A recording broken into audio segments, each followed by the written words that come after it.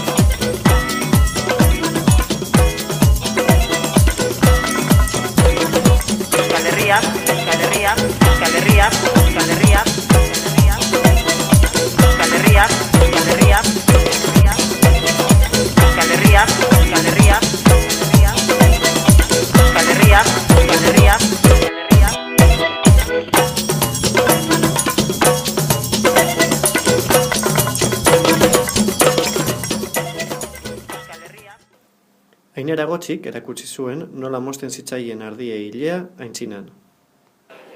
Bueno, ja horrela egiten dutena gutxi geratzen dira, ja pertsonak ikusi duzuenez bezala, makinarekin egiten dute, tijeraz asko komplikatuagoa da, denbora gehiago behar duzu, bestea bilagoa da, hobeagoa, eta horrela, bueno, orain tradizioa galtzen ari da. Ni nire etxetik, nire aitak, nire aititeak, eta hori, etxean daukan, tradizioa ez galtzeko, etxean egiten dut. Bueno, eta hori, gogorra da, baina egin behar da.